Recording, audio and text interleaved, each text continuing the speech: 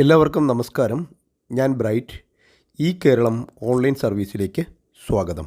Unorganised അല്ലെങ്കിൽ അസംഘടിത മേഖലയിലുള്ള തൊഴിലാളി സംഘടനകളിൽ അംഗങ്ങളായിട്ടുള്ളവരുടെ വിവരങ്ങൾ എൻറോൾ ചെയ്ത് അപ്ഡേറ്റ് ചെയ്യുന്ന വീഡിയോ നേരത്തെ പോസ്റ്റ് ചെയ്തിട്ടുണ്ടായിരുന്നു. ആവശ്യമുള്ളവർക്ക് ആ വീഡിയോ കാണാവുന്നതാണ്. ലിങ്ക് മുകളിൽ ഐ ബട്ടണിലും താഴെ ഡിസ്ക്രിപ്ഷനിലും എൻ്റെ സ്ക്രീനിലുമായിട്ടൊക്കെ കൊടുത്തിരിക്കാം. അങ്ങനെ വിവരങ്ങൾ അപ്ഡേറ്റ് ചെയ്ത തൊഴിലാളികൾക്ക് ഇപ്പോൾ ക്ഷേമനിധി കാർഡ് ഡൗൺലോഡ് ചെയ്തെടുക്കുവാനും അതുപോലെ തന്നെ സബ്സ്ക്രിപ്ഷൻ അല്ലെങ്കിൽ അംശാദായം അടയ്ക്കുവാനും സാധിക്കും. ക്ഷേമനിധി കാർഡ് ഡൗൺലോഡ് ചെയ്യുന്നതും അംശാദായം അടയ്ക്കുന്നത് എങ്ങനെയെന്നുമാണ് ഇന്നിവിടെ നോക്കുന്നത്. ഇത്തരത്തിലുള്ള ഓൺലൈൻ പ്രോസസ്സുകൾ മാത്രമടങ്ങിയ വീഡിയോകളാണ് ചാനൽ പോസ്റ്റ് ചെയ്യുന്നത്. നിങ്ങളിതുവരെയും ചാനൽ സബ്സ്ക്രൈബ് ചെയ്തിട്ടില്ലെങ്കിൽ ദയവായി ഒന്ന് സബ്സ്ക്രൈബ് ചെയ്തേക്കുക. കൂടാതെ വീഡിയോ ഇഷ്ടപ്പെട്ടാൽ ലൈക്ക് ചെയ്യാനും മറക്കാതിരിക്കുക.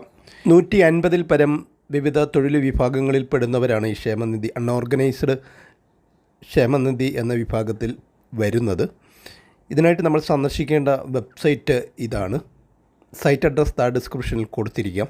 ഏതൊക്കെ വിഭാഗങ്ങളാണ് വരുന്നതെന്നാണ് നേരത്തെ കാണിച്ചത്. അത് വ്യക്തമായിട്ട് കഴിഞ്ഞ വീഡിയോയിൽ പറയുന്നുണ്ട്. ഇതിൽ സംഘടിത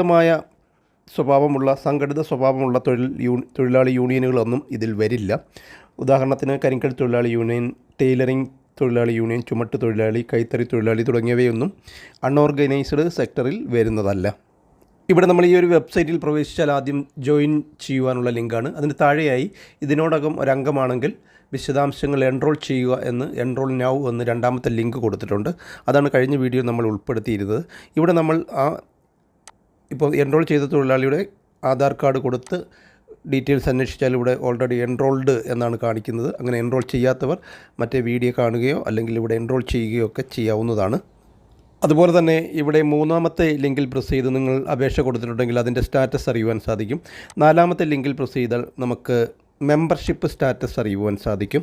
ഇവിടെ മെമ്പർഷിപ്പ് സ്റ്റാറ്റസിന് നേർക്കുള്ള വ്യൂ ഡീറ്റെയിൽസിൽ പ്രസ് ചെയ്ത് നമ്മളുടെ മെമ്പർഷിപ്പ് നമ്പർ ജില്ലാടിസ്ഥാനത്തിലുള്ള അക്ഷരങ്ങളായിരിക്കും കോഡായിട്ട് വരുന്നത്. ഇവിടെ കൊല്ലം ജില്ലയ്ക്ക് KL ആണ് വരുന്നത്.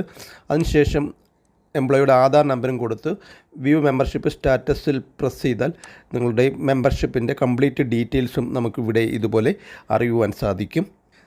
അതുപോലെ തന്നെ ഇവിടെ കാണുന്ന download your membership ID card നേർക്കുള്ള ഡൗൺലോഡിൽ പ്രസ് ചെയ്താൽ നമുക്ക് ഇവിടെ കാർഡ് ജനറേഷൻ എന്ന് പറഞ്ഞ് നമുക്കിവിടെ ലിങ്ക് ലഭിക്കുകയും അതുവഴി കാർഡ് ജനറേറ്റ് ചെയ്യാൻ സാധിക്കും. ID കാർഡ് ജനറേഷൻ എന്ന് കൊടുത്തിട്ട് അവിടെയും നമ്മൾ നേരത്തെ കൊടുത്ത പോലെ മെമ്പർഷിപ്പ് നമ്പറും കൊടുത്ത് എംപ്ലോയിയുടെ തന്നെ ആധാർ നമ്പറും കൊടുത്ത് ഡിസ്പ്ലേ ID കാർഡ് എന്നുള്ള ലിങ്കിൽ പ്രസ് ചെയ്താൽ ഇതുപോലെ ID കാർഡ് ഇവിടെ ഡിസ്പ്ലേ ആയി വരും. ഇതിൻ്റെ പ്രിൻ്റ് എടുത്ത് ലാമിനേഷൻ ചെയ്ത് ഉപയോഗിക്കുകയൊക്കെ ചെയ്യാവുന്നതാണ്. കാർഡാക്കിയോ PVC കാർഡാക്കിയോ ഒക്കെ ചെയ്യുകയും ചെയ്യാവുന്നതാണ്. ഇനി നമുക്ക് ഇതിൻ്റെ സബ്സ്ക്രിപ്ഷൻ ഓൺലൈനായി അടയ്ക്കുന്നത് എങ്ങനെയെന്ന് നോക്കാം. അതിനു മുൻപ് ഇതിൽ പ്രധാനപ്പെട്ട ക്ഷേമനിധികൾ 150ഓളം ഉണ്ട്. അതിൽ പ്രധാനപ്പെട്ടത് ആദ്യം കാണിച്ചിട്ടുണ്ട്. എന്നാലും പ്രധാനപ്പെട്ട ഒരിക്കൽ കൂടി പറയാം. ഹോം നേഴ്സ്, ഗാർഹിക തൊഴിൽ, അതുപോലെ കൂലിപ്പണി, സ്വകാര്യ ട്യൂഷൻ സെൻറ്റർ നടത്തുന്നവർ, ചെരുപ്പ് കുത്തികൾ, ആക്രി തൊഴിലാളികൾ, കോഴി വളർത്തൽ, ഇരുമ്പ് മണി, മരപ്പണി, LIC ഏജൻറ്റുമാർ, ബ്യൂട്ടീഷ്യൻ, പലഹാരം അച്ചാർ നിർമ്മാണം, ശീതളപാനീയം ഉണ്ടാക്കൽ, കാളവണ്ടിക്കാർ, പർപ്പിടം ഉണ്ടാക്കുന്നവർ, വാച്ച് സൈക്കിൾ റിപ്പയർ ചെയ്യുന്നവർ, കരകൗശല തൊഴിലാളികൾ, കറവക്കാർ, ഇറച്ചി വെട്ടുകാർ, പവർലൂം തൊഴിലാളികൾ, ചെറുകിട കച്ചവടക്കാർ, ബുക്ക് ബൈൻഡിങ്, തുണിക്കച്ചവടം, അരിക്കച്ചവടം, മുട്ടക്കച്ചവടം, ഹെൽത്ത് ഫുഡ് വിതരണം, ബാൻഡ് മേള തൊഴിലാളികൾ, ചന്ദനത്തിരി മെഴുകുതിരി നിർമ്മാണ തൊഴിലാളികൾ, പൂക്കെട്ട് കച്ചവടം, പേപ്പർ കവർ നിർമ്മാണ തൊഴിലാളികൾ, കുട നിർമ്മാണം, കുടിൽ വ്യവസായം, പച്ചമരുന്ന് ശേഖരണം, സോപ്പ് പൊടി നിർമ്മാണം, വസ്ത്രാലങ്കാരം, അങ്ങനെ 150ഓളം ഇനങ്ങളുണ്ട്. കഴിഞ്ഞ വീഡിയോയിൽ ഇതെല്ലാം കുറച്ചുകൂടി വ്യക്തമായി പറയുന്നുണ്ട്. ഇനി ഓൺലൈനായി അടയ്ക്കുന്നതിന് ഹോം പേജിൽ ഓൺലൈൻ സബ്സ്ക്രിപ്ഷൻ എന്ന് കാണാം. അവിടെ ഓൺലൈൻ അംശാദായ അടവ് വിവരങ്ങൾ എന്നും കൊടുത്തിട്ടുണ്ട്. അതിന് നേർക്ക് വ്യൂ ഹിയറിൽ പ്രസ് ചെയ്ത് മുന്നോട്ട് പോവുകയാണ് ചെയ്യേണ്ടുന്നത്. തുടർന്ന് വരുന്ന പേജിൽ ആദ്യം മെമ്പർഷിപ്പ് നമ്പർ, ഇവിടെ കൊല്ലം ജില്ലയ്ക്ക് KL തുടങ്ങുന്ന നമ്പറാണ് ടൈപ്പ് ചെയ്ത് കൊടുക്കുന്നത്. അതുപോലെ നിങ്ങളുടെ മെമ്പർഷിപ്പ് നമ്പർ പാസ്ബുക്കിലൊക്കെ ഉണ്ടാകും. അതവിടെ ടൈപ്പ് ചെയ്ത് കൊടുക്കണം. അതിനുശേഷം തൊട്ട് താഴെ കാണുന്ന ക്യാപ്ച നമ്പർ കോഡുകൾ എന്താണോ കൊടുത്തിരിക്കുന്നത് അത് അതേപോലെ അവിടെ ടൈപ്പ് ചെയ്തതിന് ശേഷം വ്യൂ ഡീറ്റെയിൽസിൽ പ്രസ് ചെയ്ത് കൊടുക്കുകയാണ് ചെയ്യേണ്ടുന്നത്. തുടർന്ന് വരുന്ന പേജിൽ വലത് സൈഡിൽ ക്ഷേമനിധി അംഗത്തിൻ്റെ ഫോട്ടോയും പേരും ഡേറ്റ് ഓഫ് ബർത്തും ഒക്കെ കാണിക്കുന്നതാണ്. അവിടെ റിട്ടയർമെൻറ്റ് ഡേറ്റും കൊടുത്തിട്ടുണ്ട്. അതിനോടൊപ്പം രജിസ്ട്രേഷൻ ഡേറ്റും കൂടാതെ പെൻഡിങ് മന്ത്സ് എത്ര മാസത്തെ പെൻഡിങ് ഉണ്ട്. ഇവിടെ ഇപ്പം 12 മാസത്തെ പെൻഡിങ് ഉണ്ട്. എമൗണ്ട് പെയ്ഡിറ്റിൽ എന്ന് വരെ അടച്ചിട്ടുണ്ട് എന്നും കൊടുത്തിട്ടുണ്ട്. ഒരു 16 മാസം വരെയൊക്കെ ഉള്ള പെൻഡിങ്ങേ നമുക്ക് നേരിട്ട് അടയ്ക്കാൻ സാധിക്കുകയുള്ളൂ.